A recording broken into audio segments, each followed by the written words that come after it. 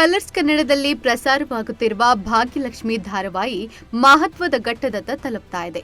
ಸದ್ಯ ಭಾಗ್ಯಳ ಹೊಸ ಅಧ್ಯಾಯ ಶುರುವಾಗಿದ್ದು, ತಾನು ಅನುಭವಿಸಿದ ಕಷ್ಟವನ್ನ ತಾಂಡವ್ಗೆ ರಿಟರ್ನ್ ಕೊಡಲು ಮುಂದಾಗಿದ್ದಾಳೆ. ಹಿಂದಿನ ಸಂಚಿಕೆಯಲ್ಲಿ ಶ್ರೇಷ್ಠ ತಾಂಡವ್ ಮದುವೆಗೆ ಪೊಲೀಸರನ್ನ ಕರೆಸಿ ಭಾಗ್ಯ ಬ್ರೇಕ್ ಹಾಕಿದ್ಲು. ತಾಳಿ ಕಟ್ಟಬೇಕು ಎನ್ನುವಷ್ಟರಲ್ಲಿ ಅಲ್ಲಿಗೆ ಭಾಗ್ಯ ಪೊಲೀಸರ ಜೊತೆ ಬಂದು ಕೋರ್ಟ್ ನಮ್ಮಿಬ್ಬರನ್ನ ಸಪರೇಟ್ ಮಾಡುವವರೆಗೂ ನಾನು ನೀನು ಗಂಡ ಹೆಂಡ್ತಿನೇ, ಒಬ್ಬ ಹೆಂಡತಿ ಇರುವಾಗಲೇ ಇನ್ನೊಬ್ಬಳನ್ನ ಮದುವೆ ಆಗೋದು ಕಾನೂನಿನ ಪ್ರಕಾರ ತಪ್ಪು ಎಂದು ಹೇಳಿದ್ಲು. ಆಗ ತಾಂಡವ್ ಕೋಪದಿಂದ ಭಾಗ್ಯ ಮೇಲೆ ಹಲ್ಲೆ ಮಾಡ್ತಾನೆ. ನನ್ನ ಶ್ರೇಷ್ಠ ಮದುವೆಯನ್ನ ಯಾರು ತಡೆಯುತ್ತಾರೋ ನೋಡ್ತೇನೆ ಎಂದು ಅರ್ಚಾಡ್ತಾನೆ. ಅಷ್ಟರಲ್ಲೇ ಇನ್ಸ್ಪೆಕ್ಟರ್, ಹೆಂಡತಿ ಮೇಲೆ ಕೈ ಮಾಡಲು ನಿನಗೆ ಎಷ್ಟು ಧೈರ್ಯವಿರಬೇಕು ಎಂದು ತಾಂಡವ್ನನ್ನ ಹಿಡಿದು ಸ್ಟೇಷನ್ಗೆ ಕರೆದೊಯ್ಯಲು ಪ್ರಯತ್ನಿಸ್ತಾರೆ. ಆಗ ತಾಂಡವ್ಗೆ ಮರ್ಯಾದೆ ಪ್ರಶ್ನೆ ಎದುರಾಗುತ್ತೆ. ಒಂದು ವೇಳೆ ನಾನು ಜೈಲಿಗೆ ಹೋದ್ರೆ ನನ್ನ ಕೆಲಸ ಹೋಗುತ್ತದೆ, ಮಾನ ಮರ್ಯಾದೆ ಹೋಗುತ್ತೆ, ಹೇಗಾದ್ರೂ ಮಾಡಿ ತಪ್ಪಿಸ್ಕೊಳ್ಬೇಕು ಎಂದು ಭಾಗ್ಯ, ದಯವಿಟ್ಟು ಕಂಪ್ಲೇಂಟ್ ವಾಪಸ್ ತೆಗೆದುಕೋ, ನಿಮ್ಮ ಅಮ್ಮ ಅರೆಸ್ಟ್ ಆದಾಗ ನೀನು ಕೇಳಿದ ಕೂಡಲೇ ನಾನು ಒಪ್ಪಿಕೊಂಡೆ, ಈಗ ದೂರ ವಾಪಸ್ ತೆಗೆದುಕೋ ಎಂದು ಕಾಡಿ ಬೇಡುತ್ತಾನೆ.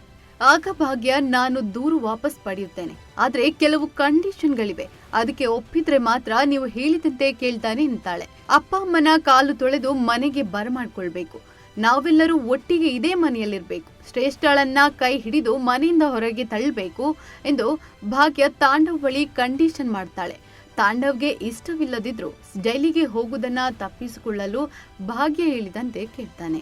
ಆದ್ರೆ ತಾಂಡವ್ಗೆ ತಾನು ಮಾಡಬಾರದ ಕೆಲಸ ಮಾಡಿದ್ರೂ ಅಹಂಕಾರ ಮಾತ್ರ ಕಡಿಮೆ ಆಗಿಲ್ಲ.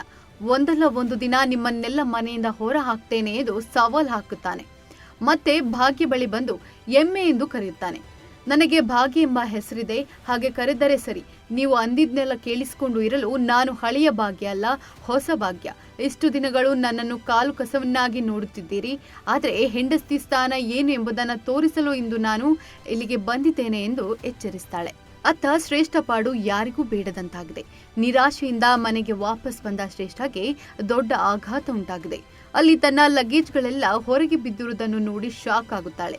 ಏನು ಇದೆಲ್ಲ ಎಂದು ಕೇಳಿದಾಗ, ನೀನೇ ತಾನೇ ನಾನು ಮನೆ ಬಿಟ್ಟು ಹೋಗುತ್ತೇನೆ, ದುಡ್ಡು ಕೊಡಿ ಅಂತ ಕೇಳಿದ್ದು, ದುಡ್ಡು ತೆಗೆದುಕೊಂಡು ಇಲ್ಲಿಂದ ಹೋಗು ಎಂದು ಓನರ್ ಹೇಳ್ತಾರೆ.